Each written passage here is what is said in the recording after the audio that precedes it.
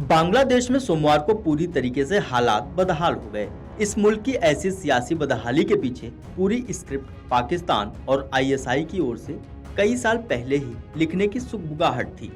विदेशी मामलों के जानकारों के मुताबिक पाकिस्तान ने न सिर्फ आंदोलन करने वाले संगठनों को भड़काने का काम किया, बल्कि कोविड के दौरान पाकिस्तान में बांग्लादेश की धरती से अपने पड़ोसी मुल्कों को निशाने पर लेने के लिए ऐसी पटकथा लिखी, जिससे बांग्लादेश की धरती पर धीरे धीरे सोमवार को हुए विद्रोह की पूरी जमीन तैयार होने लगी। रक्षा मामलों से जुड़े विशेषज्ञों का मानना है कि पाकिस्तान ने ही बांग्लादेश से भारत के खिलाफ मालदीव की तर्ज पर इंडिया आउट अभियान का पूरा टास्क स्थानीय राजनीतिक पार्टियों और संगठनों को दिया था। बांग्लादेश के भीतर मची सियासी उथल पुथल के बीच एक बार फिर से पाकिस्तान का जिक्र जमकर होने लगा है। आपको बता दें कि रक्षा मामलों से जुड़े विशेषज्ञों का मानना है कि बांग्लादेश में इस वक्त जो हालात बने हैं उसमें मुख्य कारण तो आरक्षण का अंदरूनी मामला ही है, लेकिन जिस तरीके से बांग्लादेश में लगातार हालात बदहाल होते रहे उसमें पाकिस्तान के हाथ होने की पूरी संभावना नजर आ रही है।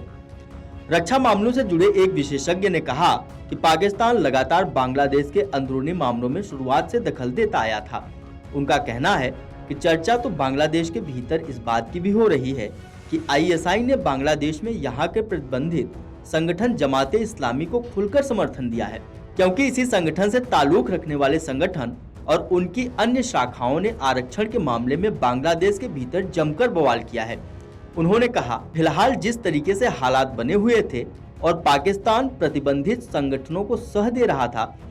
उससे यह कहना बिल्कुल गलत नहीं होगा कि बांग्लादेश के हालात बिगड़ने में पाकिस्तान ने अपनी बड़ी भूमिका अदा की है। विदेशी मामलों के जानकार और भारत के प्रमुख खुफिया एजेंसी से ताल्लुकात रखने वाले एक वरिष्ठ अधिकारी ने कहा कि पाकिस्तान अपनी खुफिया एजेंसी आईएसआई के माध्यम से बांग्लादेश में माहौल बिगाड़ने की कोशिश में अक्सर लगा रहता था। अधिकारी ने बताया कि कोविड के दौरान बांग्लादेश में पाकिस्तान की ओर से यहाँ की स्थानीय पार्टी बीएनपी को पड़ोसी मुल्कों के साथ न सिर्फ माहौल खराब करने का एक बड़ा टास्क दिया गया, बल्कि पूरी योजना के साथ तत्कालीन सरकार को अस्थिर करने की भी रूपरेखा तैयार की गई। लेकिन उस दौरान चीन की ओर से बांग्लादेश में किए गए निवेश के चलते पाकिस्तान की खुफिया एजेंसी को तत्कालीन शेख हसीना की सरकार को अस्थिर करने की बड़ी प्लानिंग तो रोक दी गई, लेकिन पड़ोसी मुल्कों के साथ रिश्ते खराब करने की पूरी पटकथा पाकिस्तान ने रच दी। पाकिस्तान में लगातार निवेश के चलते वहां की सरकार और सेना पर चीन का मजबूत दबाव है, क्योंकि चीन बांग्लादेश में भी उसी तरह का बड़ा निवेश कर रहा था। इसलिए पाकिस्तान के ऊपर बांग्लादेश में माहौल न बिगाड़ने का दबाव बढ़ता बताया जा रहा था। केंद्रीय खुफिया एजेंसी से जुड़े सूत्रों के मुताबिक बांग्लादेश में मालदीव की तरह इंडिया आउट अभियान को जो हवा दी गई थी वह पाकिस्तान की शह पर ही चली थी। ऐसा इसलिए किया जा रहा था कि पड़ोसी मुल्कों के साथ बांग्लादेश के रिश्ते सोमवार को हुई बड़ी राजनीतिक घटना के दौरान बिगड़े मिले, लेकिन इसके लिए बाकायदा पाकिस्तान ने बांग्लादेश में इस अभियान को आगे बढ़ाने के लिए वहां की विपक्षी पार्टी बीएनपी से जुड़े समर्थकों और उनके कार्यकर्ताओं को आगे किया था। बांग्लादेश के रिश्ते पड़ोसी मुल्कों से साजिशन बिगाड़ने की पूरी स्क्रिप्ट पाकिस्तान की रची हुई थी।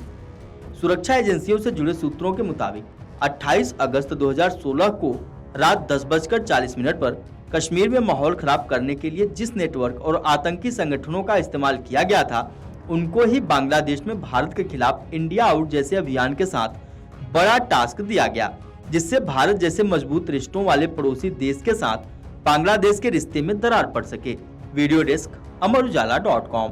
अगर आप ये वीडियो YouTube पर देख रहे हैं तो हमारे चैनल को सब्सक्राइब करें और बेल आइकन को दबाना ना भूलें। अगर आप Facebook पर ये वीडियो देख रहे हैं तो हमारे पेज को लाइक करें।